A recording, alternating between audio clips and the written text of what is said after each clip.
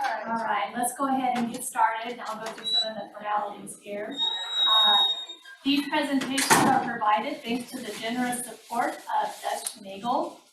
And just to let you know, the presentation is going to be recorded, and if you ask questions, the camera will not be on you, but your spoken words will be on the audio track. Our speaker for this talk is Kathe Anderson. She is an avid birder, leading bird walks, teaching classes, and participating in bird surveys, among other birdie activities. She's led hundreds of walks for individuals, conservation organizations, private groups, and lifelong learning programs, and taught scores of hands-on birding-related classes for nature festivals, Arizona State University's Osher Lifelong Learning Program, the Nature Conservancy, state parks, and numerous local conservation organizations. She loves sharing her passion with others. So the title of her talk today is Temporary Custody of a Rainbow. This is the background story of 10 colorful migrants, the Yellow Warbler, the blue Grosbeak, dazzling red Summer Tanager, eye-popping Hooded Oriole, and others that actually migrate through Arizona or make the state their summer breeding territory and home. So where do they come from and what makes them unusual? She'll answer that today. And I hope you'll chime in and with your own stories and observations, because that's what makes it interesting, is not just to listen to me the whole time. So I just want to start with the slide here. Can everybody hear me just fine? I tend to talk kind of loudly. You can see I rely on the Cornell Lab of Ornithology, a fabulous resource in many different ways. And we can talk about that if there are any questions about that. It's where I stole all the maps in their previous iteration. They've got a part of their website called All About Birds, and that's where the maps come from.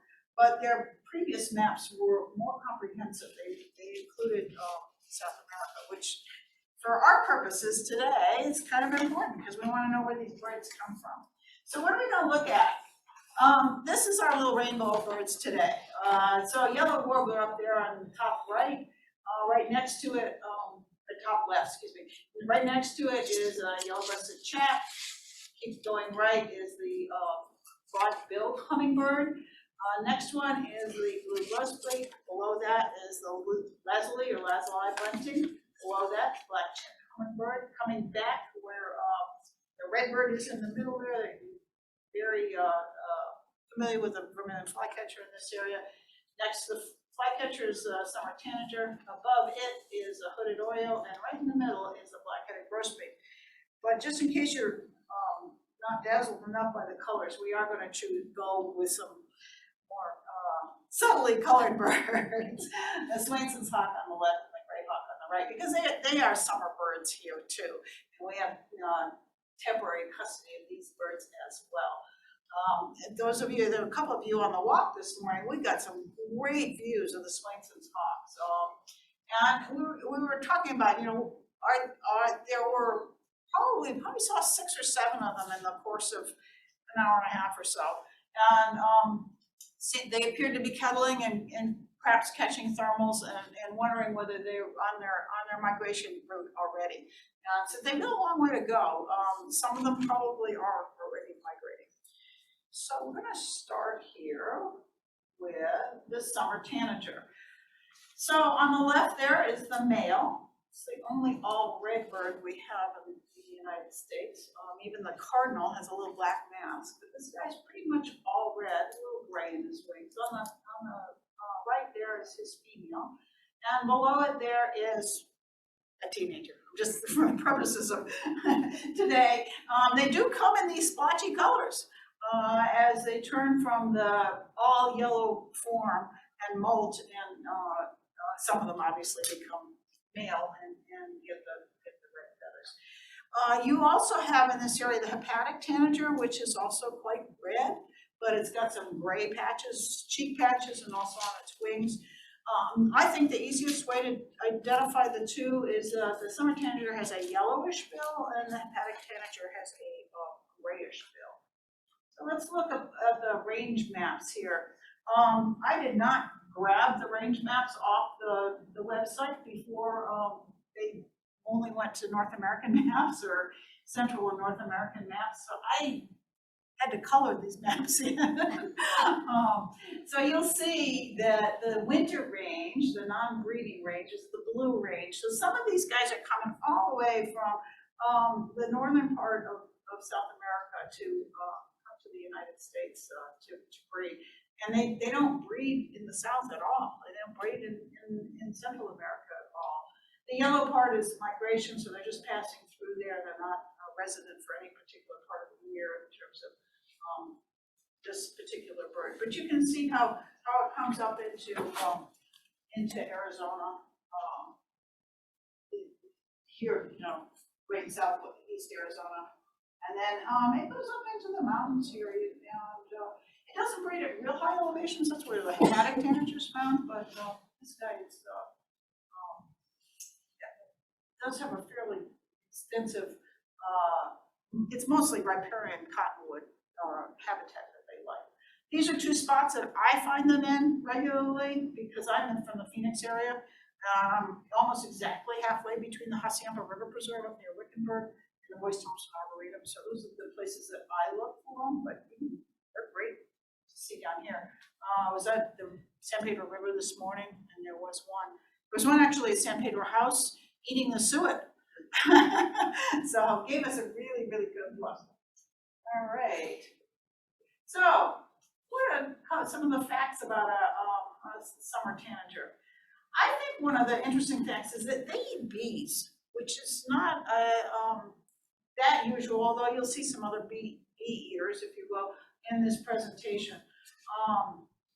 They eat the larvae too. As you can see, they get rid of the adults by catching them, beating them on a branch to kill them, get rid of the stinger, eat them, and then they will tear open the nest and eat the larvae as well.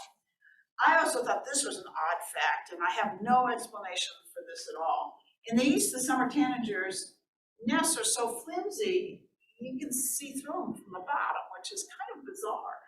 In the west, they're much sturdier, and I don't, does anybody have a thought for why that might be? I think it's monsoon winds. It may be the monsoon winds of these guys are pretty much finished with their first round of breeding by the monsoon time, but it may be that they will try again during the monsoons because the food sources are become abundant again with the insects and the rain. So they might want to reuse the nest. I don't know whether they do or not. Do their eggs fall out?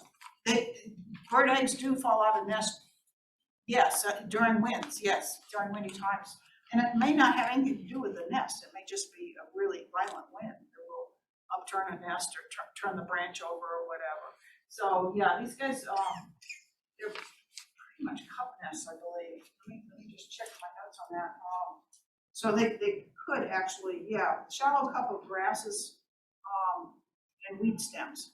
So yeah, they could just overturn it off the cup. Does anybody have any experiences with this bird that they'd like to share? It's a pretty bird. Pretty little voice too. It's got a nice little call that one of my friends calls potato chip. Yeah, go ahead. I'm basically from Florida. There they have a lot of pine plantations, and they would be full of summer tanagers. There's a lot of wasp nests associated with the pine. There you go. And you just see them everywhere. So if they're eating bees and wasps, so that would be a good association for the Florida area. Yeah, absolutely. Excellent. Okay. So our other red bird that we're going to talk about today is the Vermilion Flycatcher. That's the showy male on the left there. That's the female at the top. Here's in the middle of the bottom there is a Vermilion Flycatcher coming into its red plumage. And then over there on the right is a youngster. Now I've seen youngsters that are even less colorful than that one. You look for the overall shape that you're familiar with a Vermilion Flycatcher. You look for that behavior where they're just sitting on a stick, flying out to get something and perhaps coming back to the same stick or staying in the same area. But they can be all white underneath with very, very fine streaks on them. This is a fairly colorful youngster, but they can be totally pale and very confusing as a result. So how about these guys? All right, so you can see it's kind of a southwest specialty bird for breeding, you know, Texas and further west here. You can get them all around the Gulf Coast during the non-breeding season. What I think is interesting, in the map that shows all of South America, where the green is year-round. So there are large areas where this bird is found in Central and South America. I was lucky enough to go to Lima, Peru, and I think my next slide shows this. Yeah, that's a Vermilion Flycatcher on Lima, Peru. It's totally chocolate colored, but it's still a Vermilion Flycatcher. And I saw this flycatcher in a park, just like we see them in parks here in Arizona. Totally perfect, same behavior, same size, it seemed to me, same shape, same little crested head, and I go to my Peruvian guidebook. There it is. It's one of the subspecies, yeah, of the Vermilion Flycatcher. So you see them sitting around on a dead stick a lot? 90% of the day, apparently, according to that first bullet point. That's what they do. For the mating process, the Vermilion Flycatchers will seek out a showy insect to present to the female. The Latin name means firehead, pyro, like a pyromaniac. Cephalus means head. So firehead rubinus, red. And then this is a very, very common bird. You can see how wide its distribution was from that map, estimated up to 5 million individuals. So not one that we have to watch too carefully for in terms of endangerment, in terms of extinction. So far, it's doing really well. Anybody have any personal stories about Vermilion Flycatchers that they would like to share? Any observations that they make? About a month ago, there was a group that I work with, the community garden. They two males that were trying to outsing each other for territorial dominance, and then they have a go at each other and try and chasing each other, wasting all this energy, chasing each other, trying to chase Just each like other. human beings. Just like human beings. Just like human It was beings. great. I mean, they were sitting across, away from each other. And they're both just busting, trying to we can out-sing the other one and make the most. Yeah, if the females are impressed by, you know, that virtuoso singing that's constant and the energy put into protecting the territory, she's going to pick that energetic songster. And so, yeah, it might not be wasted energy. It might not be. I don't know who won, but it was pretty entertaining. Yeah, and virtually during mating season, those kinds of displays are common, not just with this bird. Does the male, like some species will have more than one nest that they take care of? Now, does the study Yeah, I don't know whether this bird is monogamous or not. Some birds will have a mate for a particular, if he mates twice here, yeah, which is very likely. I don't know that this one would have more than one mate or not. Yeah. What the scientists are finding out is that birds that we think are monogamous, which is just one mate at a time, they could be sequential different mates, but one mate at a time, they're finding out there's a lot more hanky-panky going on than because we can do DNA analysis now. We can figure out from the eggs and the DNA that there's different genetic combinations going on. And they're finding out that So they actually catch you and do DNA testing or? sometimes it's that, or even just a feather left in a nest. They can do the DNA on that. They don't necessarily have to catch the animal. do it off of the shells? Yeah, I would think so. All right, we're moving on to the black-headed grosbeak. Grosbeak, you figured that one out, all right? Okay, this is a pretty common summer bird here. That's the male down at the bottom right, and his female up there. The youngsters look like that. You don't see much much yellow on this guy, except for his lower chest there, until he flies, and he's got, yellow armpits too, if you will, or wing pits. A pretty cool bird. Sounds a lot like a robin when it's singing. It's a very pretty melodic song. So where does he come from? All right, so he's pretty much a high elevation bird. You've got to get up into the canyons to see him. You can see I've listed those here. Madeira Canyon. For me, I had to go up to Payson or Flagstaff or somewhere from the Phoenix area to get to this guy. But he didn't fly very far south. Look at, he's pretty much in Mexico. He doesn't go very far. Not like some of those the other birds we've already talked about. So do we have some interesting facts about this? I don't know. Oh yeah, here we go. I think the most interesting fact on here is the first one. That in central Mexico, where this guy is in the winter, it's one of the monarch butterflies' few predators. The toxins in the monarchs make them poisonous to most birds, including this one. But they have adapted, I guess, enough to be able to digest the monarchs, but not every day. Sort of like ice cream for us, Not good if we're going to eat it all the time, but if we pace ourselves, it's just fine.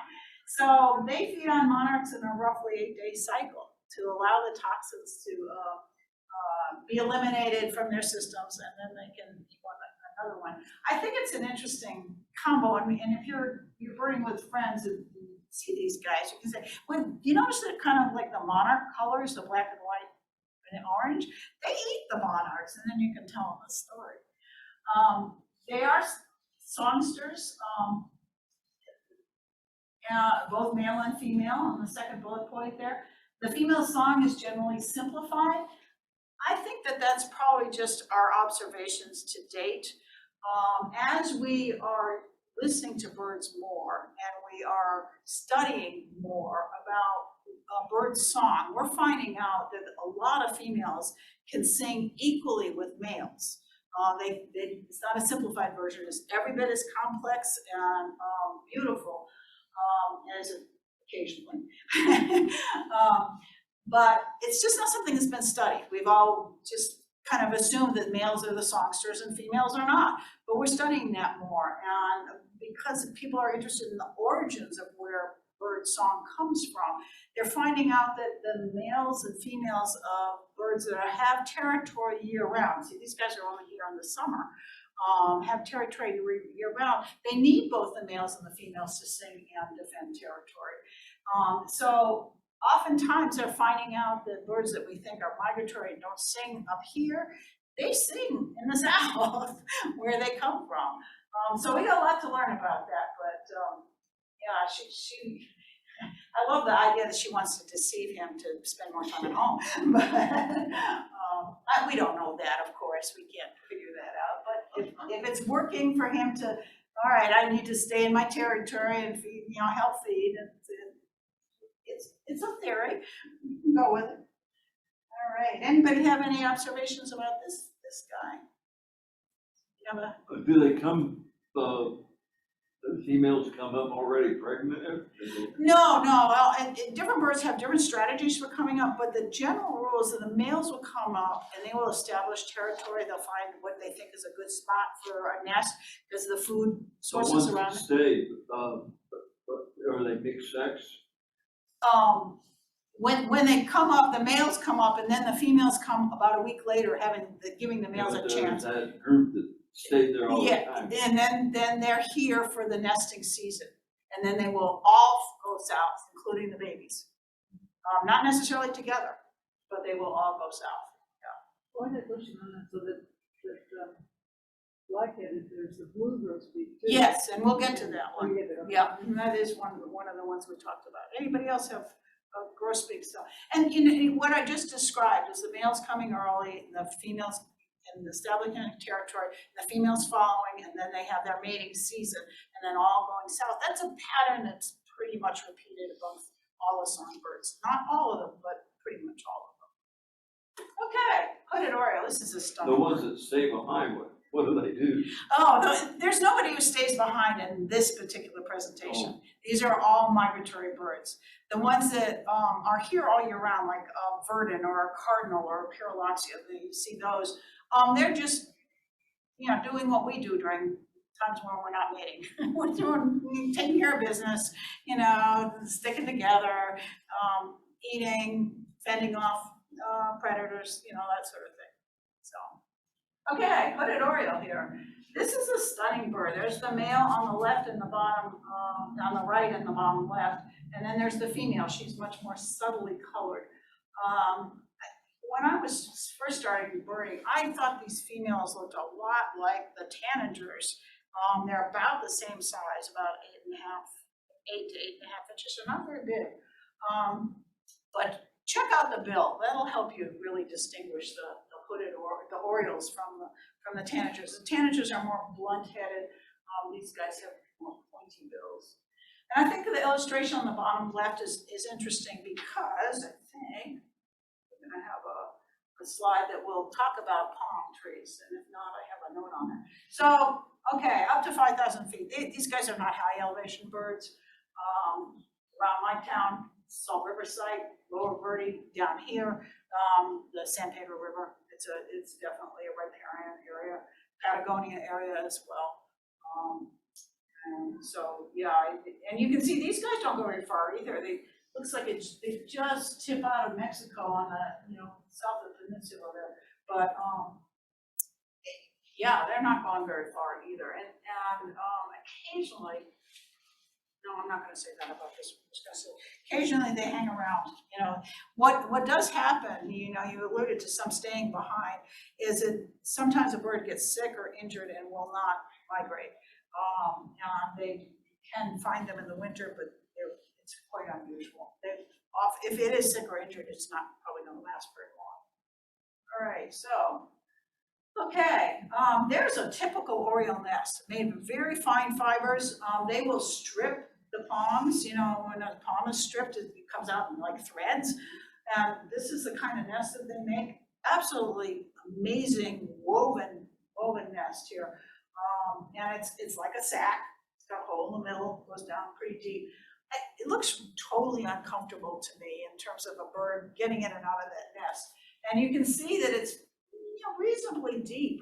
The baby is stretching up out of the nest to ask dad for something to eat, it looks like. You know, when the eggs are incubated, the bird must be folded in half inside there.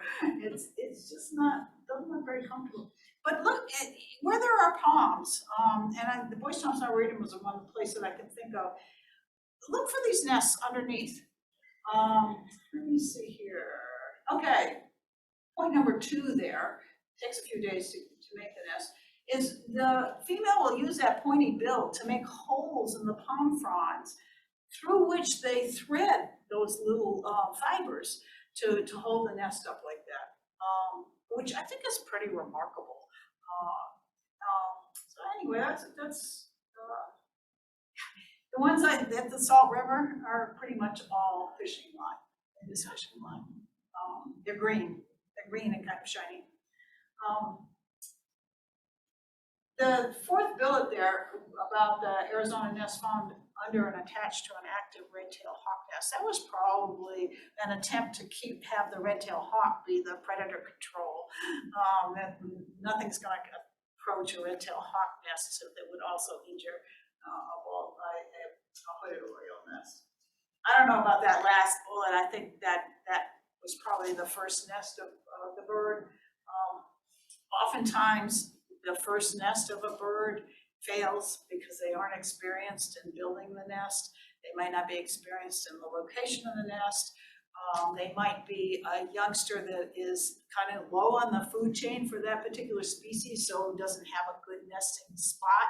But as they mature and gain knowledge, the nests become largely much more successful. All right, before we get off of this bird, but yeah. It always seems strange to me that it was called a hooded oriole. Yeah, I think most of us are looking for the dark hood, right? This guy's just got a yellow hood. That's that's what the deal is. But you're right, you know, why do we think that the hood needs to be darker than the rest of the bird? But this guy's got a yellow hood. And I wonder about that for the, in terms of the Migratory Warbler, you know, that's a bird that's named after a church official who wore yellow robes, and I wondered whether the yellow robe also had a yellow hood, and that's, I don't know, but that's something that you aren't the only one who feels like that's the wrong name for this bird. I've got a nesting pair in the palm tree next to my driveway. And does the nest look like that? Yeah, cool. It's tangled up inside of a palm tree that's in sore need of being trimmed. But Now, you can wait. I'm waiting, I'm not in any hurry. There's a curved-bill thresher nest up there too, so it's Ah. kind of a scruffy tree. It's Yeah. not too much activity. Pretty cool. Yeah, cool. I can observe this bird up close. All right. Here's the Yellow Warbler. So this little guy has been a very common summer warbler. I mean, it's just this one that you find down at the San Pedro River, and it sings and it sings and it sings. It's not singing so much now. It's past its main breeding or nesting time. But with the active monsoons, it might start again and try again, depending in particular whether the first nest was successful or not. If it wasn't successful, then they'll probably try again if the food sources are there. So you can see some of these have really red streaks on the chest, and the one down on the bottom there looks like almost no streaks at all. These come in a lot of different subspecies, and the eastern subspecies have a lot of red streaks, and they're quite striking, like your shirt red or rusty red, and ours are pretty much all yellow. I think their little black eyes is quite diagnostic for me. I mean, it's just the only warbler that doesn't have much of an eye ring or anything like that. It has a little bit one, but that little beady eye just kind of sticks out and all that yellow. These guys can be totally bland. They don't necessarily have to be bright yellow like you see here. They can be, look like they've been washed about 150 times, and they're just got a hint of yellow when they're young. And they can have yellow, I won't say patches like our red, like the Vermilion Flycatcher that we talked about, that would look kind of blotchy, or the Summer Tanager, but they can just look totally washed out, and with yellow in body parts more than some, but especially now, you can see these guys, youngsters, and they look for that little beady eye because it's not gonna be as yellow. Now, you had a really good point, I think, about the yellow warblers. You wanna share that? Well, our nesting yellow warblers are part of a subspecies named Sonorana, and they're only in Arizona and then in Sonora, Mexico. But they are the yellowest of all the yellow warbler subspecies, and they're unique because the males will have chestnut stripes on its dorsal or back, and also chestnut stripes on the chest. Yeah, they might be washed out and pale on the chest, but I'm gonna look for them on the back. I've not known that before, and I'm gonna start. Of course, these guys are way up in the cotton. Right. So you had to be really lucky to get them down on the ground, but it's something to look for, I think. Yeah. You know, they do flit around. But there are 8 subspecies here in North America. If you go up to Mackenzie River Delta in very northern Canada, the parkseed is almost completely green. Oh, wow. The further north you go, the greener all the yellow warbler species become. Wow. So, More like a orange crown then. yeah. Interesting. Yeah, so I want to know if everybody's been watching this bird, whether you've noticed any changes in the population over the last 10 years. Anybody tuned into that? My only observation is these guys are a lot harder to find. They're still common, but not in terms of numbers. If I'm out on the San Pedro River, instead of seeing like 8 or 10 in 2 hours, I'd see 2. So just kind of keep that in mind when you're out birding. Are the populations changing to your observation? Because You know, we've lost 3 million birds, as you know. That's about a third of our birds. And so that's been translated to this species from my observation. All right, what do we know about these guys? There's the range, all over the United States at some point or another, sometimes just migrating through. But yeah, and all the way up into Canada and Alaska. These guys are, you know, they lay way less than an ounce and they really move, yeah. Just as a generalization on the migration, these colors are gonna be where they are found during those periods. Yes. Not any comments on specific birds. For example, like if somebody would go one specific bird, would they go from the southern end of the blue clear way up to the northern end of the red? They wouldn't. I mean, is there an area? Do they go to the same area? I mean, would they return to the same? How big a distance would be their range? What type, is there any knowledge that we can make generalizations? I'm like sure that? there are for the different subspecies. I suspect they have different lengths of migration and they are found in different parts of Central and South America, as you see. And they might, you know, the ones in South America may edge towards the eastern part, and the ones in Central America might edge towards the western part because they can go over land. But you can see that they probably fly over the Gulf of Mexico here, which is pretty remarkable.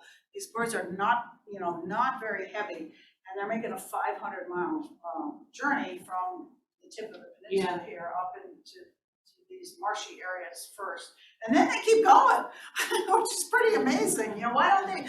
It looks like it shouldn't stop it, but no, they go all the way up to the boreal forest. It's pretty amazing. They must be looking for environments or habitat. Habitat and insects. Do we know if the same bird returns, like some other, like the hummingbirds do or something? Do the same birds? They usually, yeah, now these guys don't live that long, maybe 4 or 5 years, but they will probably take the same patterns each year. They might get blown off course, but you know, if a bird, say from Panama ends up in Maine, that same bird will not go to Washington State, for But they example. would go clear back to Maine. No, they may well go clear back to Maine, yeah. They don't. Yeah, the insect population, anybody who's been to Alaska in the summer know the insect population is like That would unbelievable up be there. bad. So, That would be food They source. moved north, south, and not east, west, huh? it depends. It depends on the species, and I don't know the specifics. A lot of birds will take one route in the spring and a different route in the fall. So, and some will, you know, glide all the way from, and not this particular bird, but will come from Alaska and go across the Canada before they drop south to go to South America. You can see from this map that if you're up here, this is a you know, it's a long journey, however you do it, but if you come over here, then you can kind of drift your way down the islands here and get to South America. So some do go east and west, and we do have some migratory birds that do go east and west, but this is the main pattern, yeah. Some of the studies, especially on the Yellow Warbler, in the spring, they are migrating further west than when they migrate in the fall, they're more easterly. And a good example, I lived in Florida. In the spring, we didn't have hardly any yellow warblers. If we saw 1 or 2, but in the fall, we had thousands. Yeah, that elliptical kind of pattern. So, in the same way with the black-polled warbler, in the spring, we had thousands. Yep, but you won't find them In the fall, they all went across from North Carolina all the way across the Atlantic Ocean. Yeah, which is, yeah. They never came back through Florida in the fall. Yeah, so they don't just fly straight up and fly straight down from wherever they are. They do have these different patterns, yeah. Did you have anything else to add? Well, I was gonna say, in Arizona, which is unique to me because I haven't been here that long, besides the Sonorana, we also have yellow warblers that are other subspecies that migrate. And if you look at the subspecies maps, the birds are returning to the same area because those subspecies in northern Canada are called Amacola, and they're greener. And they go back to the same spot.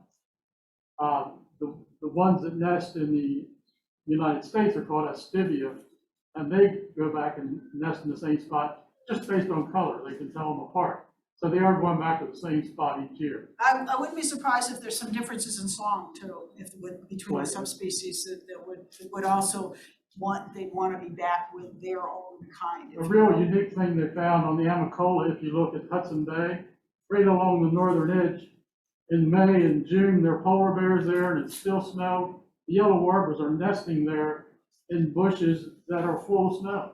Oh, no kidding. Oh my gosh, that seems absurd, doesn't it? Yeah, they got sunny Mexico to stay in and they go all the way up there. The food sources have gotta be great. These are real big insect eaters. So let's look at a really interesting phenomena about the yellow warblers. First of all, that first bullet point, I just feel sorry for the poor grad student who probably had to sit outside and listen to number 3,200 songs a day and count them. But the second bullet point is not unique to yellow warblers. A lot of songbirds are parasitized by brown-headed cowbirds, which we have right here. We had them on the walk this morning. Brown-headed cowbirds are native to the grasslands of the bison area, but they're not native here. But to the extent that we brought cattle all over the United States, cowbirds kind of followed the cattle. I mean, there's a reason why they're called cowbirds. But you can see from the picture at the bottom there that the cowbirds are 3 times the size of a yellow warbler. But the yellow warblers end up their nests are parasitized by the female cowbirds. The female cowbirds, this is so much work. I don't know why they just don't build their own nests. Female cowbirds monitor the nests, and they're in the territory that they've chosen to see, who's tending the nest and what time should I lay this egg. If I lay it tomorrow, will it hatch in time so it's the bigger baby and then get the advantage over grabbing the food? Or if I wait 2 or 3 days, are the other ones going to hatch and be bigger? Or maybe this nest over here, it's not a yellow warbler. Maybe this is, a Virginia's warbler or something else. Should I lay my egg in that nest? And how's that one coming along? As a parent's really aggressive about chasing me away. I mean, there's just so much to think about if you're a brown-headed cowbird and trying to avoid doing your own nest. So, pardon me? He's just a nosy barker. But that's what they do, and they parasitize, 80 different species, generally choosing the smaller birds. So that's, guess which is the cowbird egg up in the nest at the top there? You can tell the larger one. But it's kind of colored like the yellow warbler egg. So the yellow warbler won't kill the young when it hatches? not usually. They have these strategies. This is one of the strategies. Cover all the eggs with more nesting material, abandoning both its eggs and the cowbird egg, laying more eggs on top, and hoping that the cowbird won't add an egg. One has ended up with 6 layers of nests trying to avoid bringing up a cowbird, which I think is pretty extraordinary. Other birds have different strategies. They will recognize the egg is not theirs and they will throw it out. Other birds will just abandon the nest. They won't build another one in the same place, but they'll abandon the nest and start all over again in some other place. But it is a part of the story of a yellow warbler to have to bring up cowbirds. So that's a juvenile cowbird. I saw one down at San Pedro House this morning. It was probably one of the youngest ones I've seen there. When they're adults, they're all over brown. These guys are pretty speckled.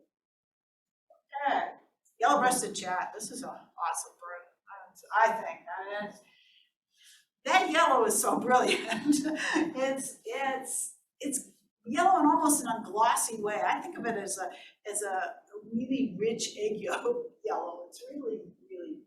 Now, this guy, in the last, 5 years or so, these guys used to be considered the odd warbler. Most warblers are about 5.5, 6 inches maybe.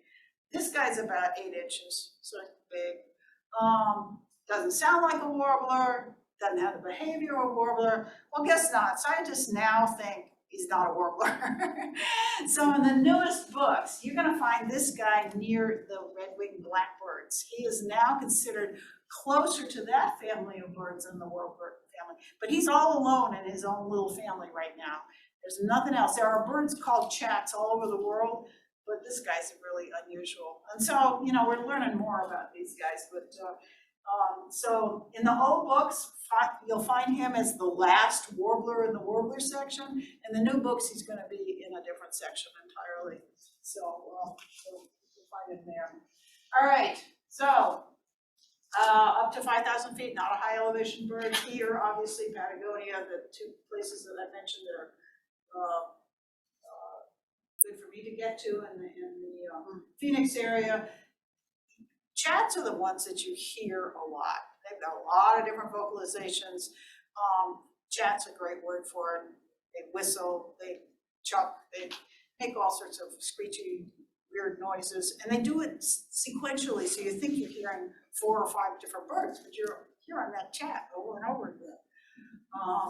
You can see that it doesn't migrate any farther than Central America. And it's got a wonderful breeding display. It'll go up there and flutter like a butterfly, and usually it might hang its legs down. And yeah, it's a pretty neat looking bird. So you can see that it eats a lot of different things: spiders, insects, beetles, bugs, ants, bees, mayflies, blah blah blah blah blah. Also fruits. Looks like my fruit salad. I mean, they like a lot of different things. Probably one of the things that makes them less like a warbler than we thought. The orioles would have a similar diet.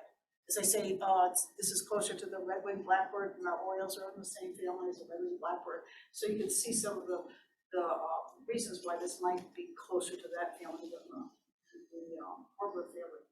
And there's a whole list of its calls. Anybody have anything to share about this particular bird? This was hard to see oftentimes and easy to hear. There's a ton of them out of San Pedro River. Yes, See? yes. You Yeah. can't walk 20 yards without hearing maybe 2 of these, maybe at least one. Yeah, and they like to, once I've been able to get really good pictures of it, I've been sitting in some of the defoliated branches of either a partially dead tree or one that's just, I don't know. Well, you're doggone lucky, because they usually sit way dense right in the shrub. To have them sit out for a photograph, you must be living right, because they're tough. They're tough. Yeah, I heard him and saw him floating around. At first I thought I didn't know what it was. It was a yellow, the first time I'd seen one. And this was maybe, I don't know, 3 weeks ago, maybe a month ago now. Yeah, maybe a month ago. And I just sat down right where I was and just waited. Yeah, I was at Patton's yesterday at Patagonia, and this guy was so conspicuous. It was wonderful. I mean, if you haven't had a good view of these guys, go to Patton's in Patagonia. The Hummingbird Center that Tucson Audubon is kind of sponsoring. And this guy was coming to the feeders, he was eating the oranges, he was hanging around the dead stumps. I mean, it was so obvious. It was such a treat, because they can be really frustrating. I mean, I've stood at a shrub and known that I could touch the chat, but I couldn't see it. I mean, it was so close, it was so noisy that I couldn't see it. The one that I was enjoying that one day was, it was just sitting up there on top of this tree on this branch. It was perfect. And it was singing his little heart out, and then I don't know, maybe 100 yards away was another one, and they were calling back and forth to each other. And they're just sitting there, and he's just pressing his buttons. Yeah, nice. Lucky you. Yeah, that's pretty fortunate. All right, so we're going from the warm colors to the cooler colors of the rainbow here. And this is the broadbilled hummingbird, the hummingbird that's here now more and more all year round, but mainly a summer hummer. And this is the one that you see at your feeders at Mary Jo's or Ramsey Canyon or whatever. And this is the male on the right. That no photograph does this guy justice. This is just a stunning bird. But the red bill with the black tip it helps you diagnose the female. Her bill is red on the bottom, not necessarily on the top. And then she's got a pretty good little eye wrap around, if you will.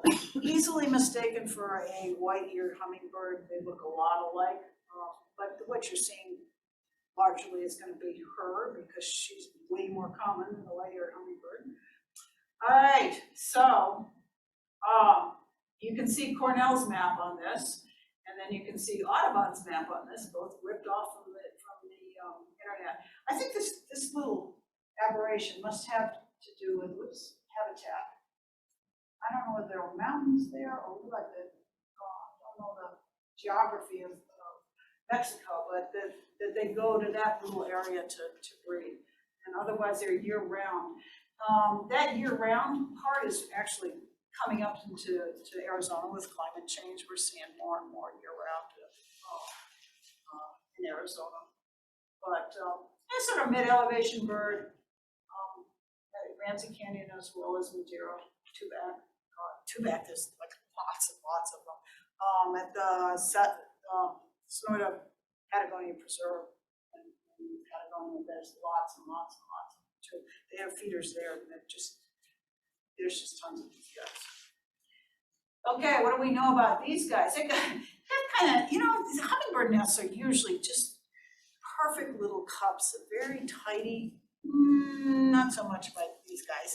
They're kind of straggly looking nests. So if you see a hummingbird nest, it looks like, I don't know, made by a 3-year-old or something like that. This is not very well done. It's probably belongs to this guy. So you can see what they're made of in the first bullet point there. And all right, let's talk about the second bullet point. 1.6 times your body weight. Think about how much food you have to ingest to do what this guy does on a daily basis. That is pretty extraordinary. Now that, in human terms, that's only about 7 to 12 calories. But, these are really little guys. You can eat, they're about 1/10 of an ounce, which means you can mail 10 of them in an envelope for a forever stamp. So they're really, really light, but they're incredibly energetic.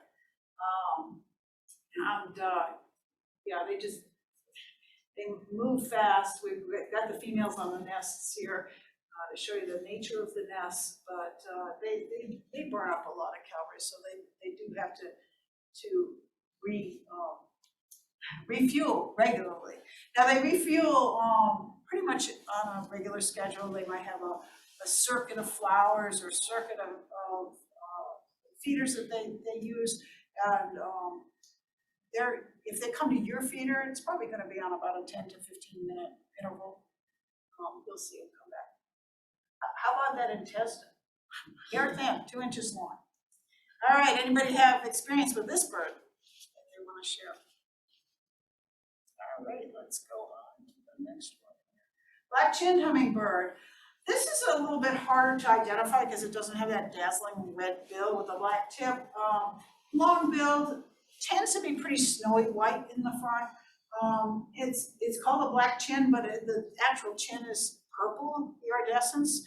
It doesn't look like that. Easily mistaken for a lot of other birds that have kind of a gray or white chest and what looks like black feathers. Because the feathers really are black. The iridescence is a structural color. You have to see it in just exactly the right light for the refraction and the reflection to show you the purple. Fairly long-billed and kind of a longer looking bird than some of the other hummingbirds, kind of thin looking.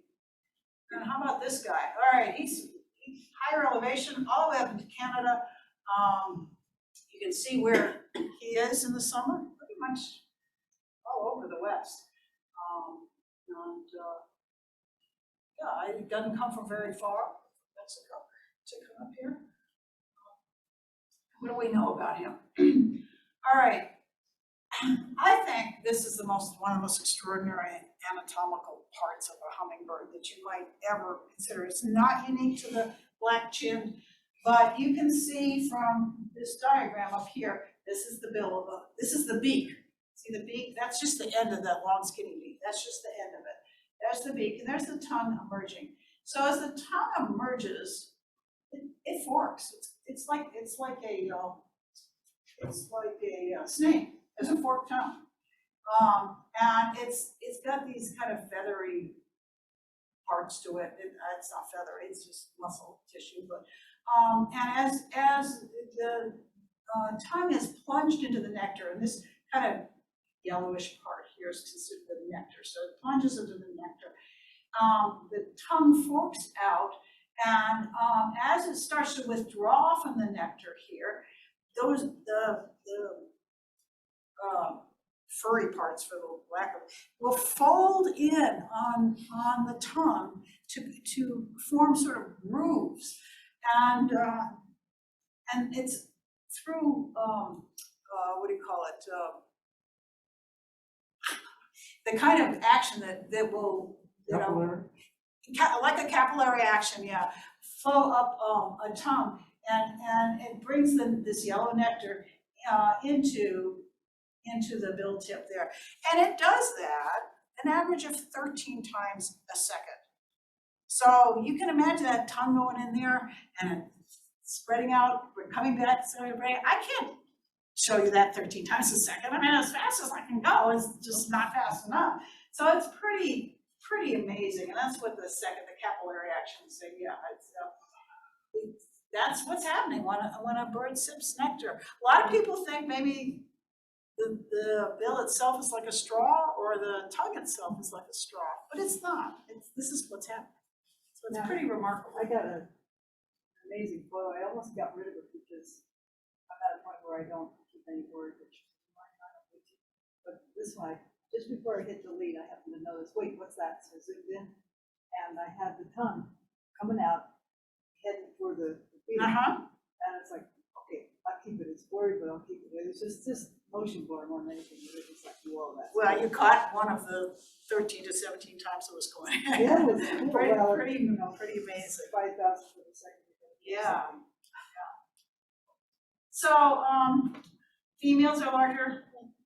When we're talking larger, we're probably talking, you know, millimeters larger than the males. And a lot of younger birds are average larger than their parents. They've got their feathering will make them look larger. They might them a little bit heavier, but that all wears off. Okay. Leslie Bunting. This guy, we're gonna take a real quick look at this picture. A little bird about this big. You can tell it's kind of a seed eater because that chunky bill. If you were here for the skeletal part of the bird at noon, this is a seed eating bill. His female is fairly hard to discern in the field, I think. But look for that bill and something that doesn't look quite like a sparrow. Doesn't look quite like a sparrow, so yeah, it's probably Leslie Bunting or Lazuli Bunting. Looks like a bluebird with a big white wing patch there. They are just coming through Arizona for the most part. As you can see here, they do winter down here. I was doing some Christmas bird counts. I did the Nogales count and also the St. David count. We had Lazuli Buntings on both counts. I had no idea, even though I've given this presentation before, I'd never seen them in the winter. But see, their winter range from Mexico up into Arizona, they do hang around even at Christmas time. Then they go through most of Arizona, and then they nest further north. I don't know whether they're at the Grand Canyon. It certainly looks like on the map that they should be, right? But I've not been aware of them nesting up there. So, but they're very, very temporary in Arizona. Only 11 confirmed sites. All right, guys, this thing's up a little storm. You can see the song is unique to that individual. This is a molt pattern that's kind of unusual. Birds will either molt where they've nested, they finish the nesting process and molt, get their new feathers and take that journey south. Or they will finish nesting and head south and then molt where their wintering grounds, where they have lots of food and they can rest and stuff like. This guy takes his time and molts and, you know, molts on the way, basically. Has some spots to stop at, but that's a very unusual molting pattern, and I can't really explain that.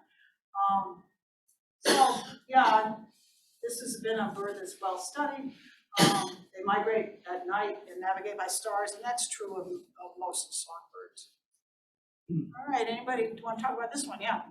I did a little experiment this spring with dazzling Bunting. Their favorite food is white Croso millet. Oh, is it really? And I found a source where I could buy 50-pound bags of it at a time. So I went through about 6 50-pound bags Oh my gosh. from April 12th through May 15th. I had dazzling Buntings at my feeders, and I kept putting more feeders out as I got more birds. I had 10 days with more than 100 Oh my at our gosh. feeders. One day I counted 167. All of the, I mean, when you're all at once, so that All you at could, once. oh my All gosh. at the different feeders. Oh my gosh. And, but then by May 15th, they were gone. Yeah, gone, you know, on their And way. it was a curve. It started out 2 birds, 5 birds, 10, 100, 167, and then it went back down. Yeah, interesting, interesting. So if you find a source for white Croso millet, that's what they like. So spell that first part, in white, like the color, you know, what's the part? T-R-O-S-O, I think it is. T-R-O? P. P. Croso millet. Corso, P-U-R-S-O. It's a grain that's grown in the Dakotas, which coincidentally is their nesting area. I was just gonna say, let's look at where they're nesting. Aha! And Yeah. the unique thing, besides those 167 lazuli, I had 4 indigos and 2 varied. Oh, nice. So that was really worth the hundreds of dollars I spent I was gonna say. on the millet. But the worst thing is, I thought in the fall now I start getting them none. And I'm still using a lot of millet, but it's house material. Oh, well, yeah. Well, there's seed eating birds as well. So.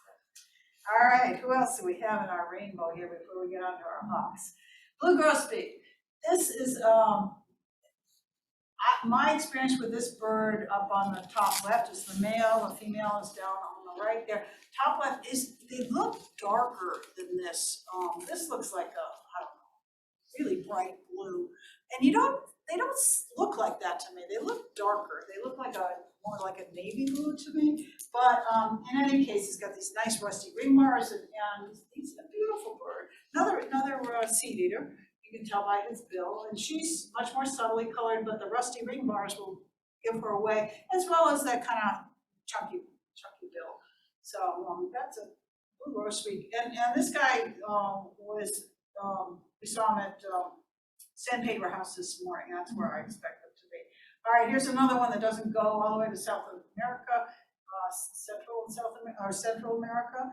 As far as south as they go, you can see they're all over the United States east to west, which I think is pretty interesting. These maps have been quite different in where these birds end up for nesting and running up into the Dakotas. Did you get any blue grosbeaks with your millet? I was going to add, they are still in the yard eating the millet. Yeah, because they nest down here. In May, I could differentiate between 20 males. Oh my gosh. Because I had 5 males at one time on the feeders. But then the young birds, if they're all splotchy colored, Oh yeah. you can tell them all apart. I counted up to 20, only 2 females. Oh. But we still have maybe 3 males at the feeders. And they like the white millet too. Yeah, well, now that I know the Dakotas are the source of the millet. Okay, so yeah. So not high elevation birds, but you can see them up in the canyons some. They like the grasslands a lot. And you can see that they're here. It's a good place to see these beautiful birds. All right, what's different about these guys? Nice, you can't see this without a good photo. How beautiful these birds are. It's just a lovely bird. So they have been found breeding in 22 different vegetative communities, including tamarisk, which is an exotic plant here, which is kind of unusual. Not too many birds have taken to the tamarisk it's all over our riparian areas. So I think this is a survivor. Expanded northward over the last century. Also parasitized by the cowbirds, you know, the parasitized nest story now. And use snakeskin as a nesting material, perhaps to deter predators. We don't know that for sure. Anyway. Anybody have anything else to say about the blue grosbeak? It's a beautiful bird. Nice songster too. All right, we're on to our hawks. All right, that one on the right there, that's a young grayhawk, but I would mistake that any day. I mean, the grayhawk, when you see an adult, is a stunningly elegant bird, I think. But as a youngster, they can really fool you. You'll look for the same shape. You'll look for them hanging around with the adults. That also is the case. These guys are in Patagonia. They should be all along the San Pedro River. Anybody seeing them now? Yeah, St. David. Oh, St. David. Okay, thank you. And you can see that striped tail, even when they're pretty far away. You've got this all over gray aspect, kind of pale aspect to them. Not a lot of patterning on the under wing or over wing. Just a beautiful, beautiful bird. Let's talk about the Grayhawk. So we're lucky. We're one of the 2 states that have Grayhawks. Maybe they can drift into New Mexico a little bit, but you can see our Grayhawks are here in the summer and you can see where they come from in South America. They're on the top half of South America, Central America, and then they breed on the coast of Mexico, a lot of Mexico, and then into Central America, and then on this couple of places here. I like Big Ben. Yeah, why not? What's not to like? That's a really neat place by itself. So only 80 pairs approximately, maybe a few more now in Arizona. So if you see these birds, count yourself very lucky. All right, there's the juvenile. Looks a lot like a Cooper's hawk, doesn't it? Yeah. So when the juveniles fly, they have a white patch on their rump right there. You can see it a little bit on that particular bird. But look twice at any long-tailed bird that you might think is a juvenile, Cooper's hawk. The facial pattern of this guy is different. That's not what I wanted to do. The facial pattern on this guy is different. Cooper's hawk does not have all those lines going all over it. So, a couple of bullet points on it. Line their nests with fresh leafy branches. Part of the thought of that is that they will choose branches that might help keep down insect pests, you know, that are natural, not necessarily pesticides, but repellents. Used to be called Mexican goshawk because it is a Cooper's hawk and a goshawk are in the same family. These guys are more soaring birds, but they act an awful lot like the forest hawks, like the Cooper's hawk and the goshawk. Long tail gives them that maneuverability through the woods because that's where they're found. This is a lizard guy. This is a lizard eater. And this particular photo, you see how it's bulging out here? He's probably just had a nice fat lizard for lunch. That's his crop underneath the feathers there, and it fills up with food, and it's partially digested there before it goes further. So sometimes you'll see hawks just sitting around with that crop full that they can't do anything more. That crop is on the way to the stomach, so they're not going to eat any more because they can't fit it in until it's partially digested. So yeah, we've got a lot of lizards here in Arizona, so this is a great bird to find. Anybody have any stories, Grayhawk stories you want to share? All right, let's go to our swings and spot. Okay, this guy was a really nicely on view this morning. Beautiful under wing pattern, totally diagnostic. You're not going to find another soaring bird like this. And that has that pattern, unless you've got a swallowtail kite, you're gonna be able to distinguish the swallowtail on the swallowtail kite. But this guy's got that beautiful pattern. If he's sitting up on a post, which they do all along 9D and other areas, look for the chocolate bib. Because he's got a chocolate bib. If you got a red-tailed hawk sitting on a post, he's not gonna have that chocolate bib. Now these guys come in light morphs and dark morphs.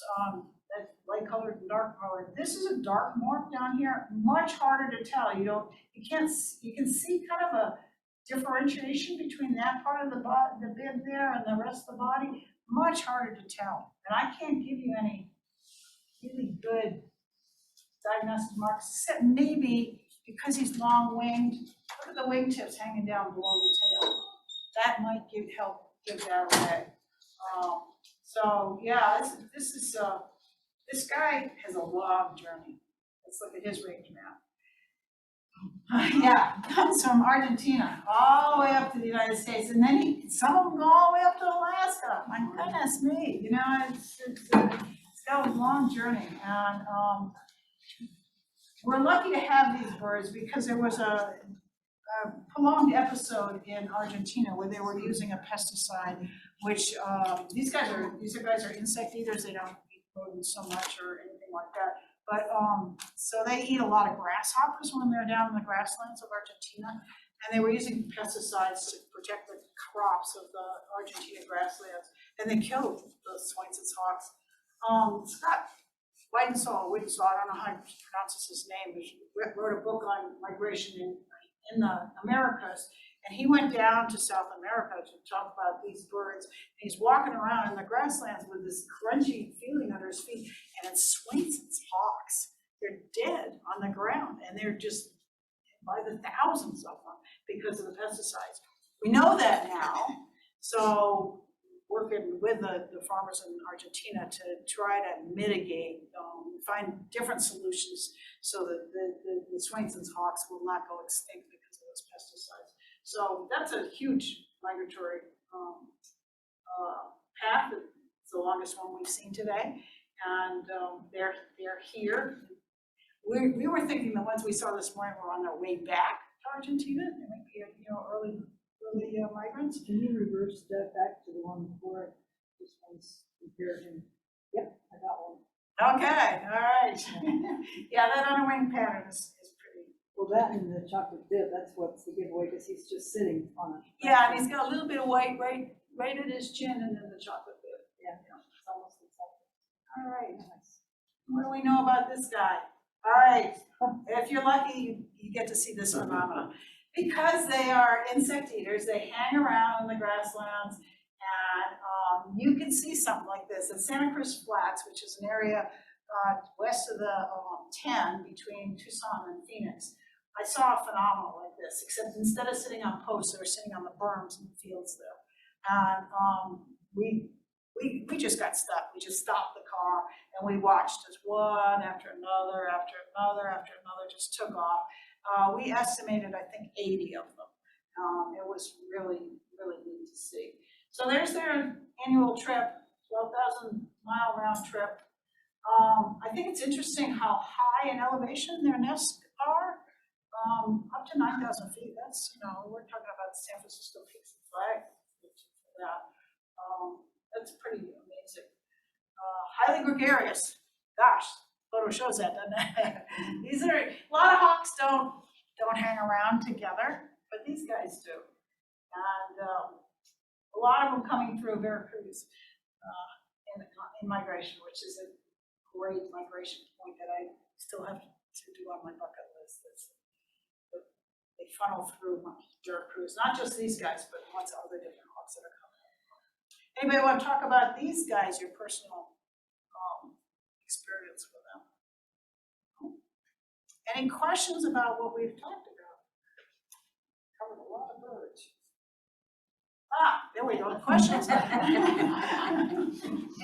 those are burrowing owls. The Cooper has a kind of a white speckled strip. Yeah, the young Coopers are brown striped like this. The adult Coopers are more orangey brick colored, and they're horizontal barring rather than striping. And then the red tail, is that just? It's mostly, we get a lot of different red tails here in Arizona, there's a lot of different colorations of red tails. A lot of our desert red tails are quite white, actually, and without a belly band. Oh, that's definitely red, look at the red tail. Yeah, definitely, even though it's pretty white, it doesn't have a belly band, a lot of them have belly bands. Yeah, any other questions? Yeah. I had heard, now in defense of cowbirds, I don't know whether this is true or not, but I had heard that their tendency, the necessity of them laying eggs in other birds' nests came out of, they followed the buffalo herds that Yes. through the plains. And read so that they as were well. never in one place long enough to Yes. raise their own young, so they had to foster them out into other locations. But then when the buffalo herds were decimated 200 years ago, 100 years ago, they transferred that behavior over to cattle, more or less following cattle, but they didn't need to be the migratory that they were, but the pattern The of doing behavior this with their stayed. young was already established. Yes. They just don't know any better. They're not bad parents. They just don't know they can raise their own And I children. don't know that they are bad parents for cowbirds, they're just bad parents for yellow warblers. Right, Or blue grosbeaks. No, I've That is heard that. probably the trail of how it Yes, happened. yes, I have read that as well.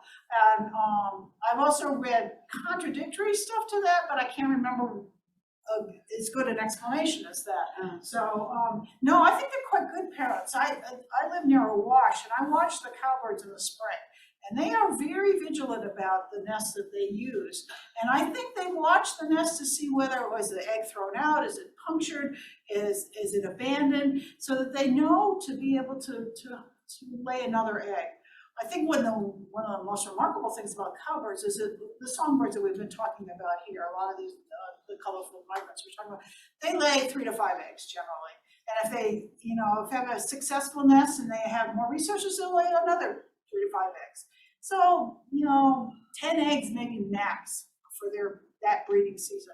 Cowbirds can lay up to 40 eggs because they have to keep making sure that it's going to be successful. So that's hard, yeah. I've had a couple experiences with cowbirds in Florida, in the mangroves especially. There's a unique prairie warbler that nests in the mangroves. Mhm. Every year, all the young that I saw were cowbirds. The prairie warblers were feeding cowbirds. And there was an area where there was electric line, and one day I watched a female cowbird and 2 male cowbirds sitting on the line. A red-winged blackbird set up in a nest. The 2 males chased the female red-wing off. The female cowbird went in and laid the egg. Yeah, are they thugs? I don't know. But they're really decimating this population of prairie warblers. Yes, Yeah. yeah, no, they are But problematic. And You that's hardly mostly, ever saw a young prairie warbler. They were all prairie warblers feeding cowbirds. our problem because we brought the cattle. We don't have bison anymore. They're not limited to the grasslands of the Midwest. They're all over, and that's our problem. We eat beef, so, we're sponsoring the cowbird parasite habit. Okay, I think we've just about run out of time, unless there's any other question. Yeah? Well, I have a couple stories. Okay, please. So one of them is that my favorite sparrow is a black-throated sparrow. I just love them. And one day I saw a black-throated sparrow eating a cowbird baby, and it was sort of heartbreaking, to tell you the truth. I mean, the cowbird was twice as big as a sparrow, for one thing. The other story I have is that I used to be a hawk watcher in California. And so when I see a hawk, I've got to pay attention. I've got to figure out what it is. And I saw one day from my house. I live in St. David. And I thought, what is that? It flies like an accipiter, but it looks like a boodio. It was a grayhawk. Grayhawk. Oh, in California, huh? Yeah. Oh, my. Golden Gate Raptor Observatory. But that was amazing because then I went and looked up grayhawks. They said, yeah, they do that. They fly kind of like accipiters. So they have, and you said they have an elongated tail too, which is also for maneuvering in forest. Right. So it's kind of a in between Yes. Exhibitor and a booty owl, Yeah. Yeah, so the bootios are the soaring hawks like red tails and the Swainsons. The exhibitors are the forest hawks like Cooper's hawks and goshawks. And they're built differently for different hunting styles. A different prey. Yep, and different prey, absolutely. Well, thank you for sharing stories, because that makes my job a lot easier. And thanks for your support of the festival. Hope to see you around. Thank you.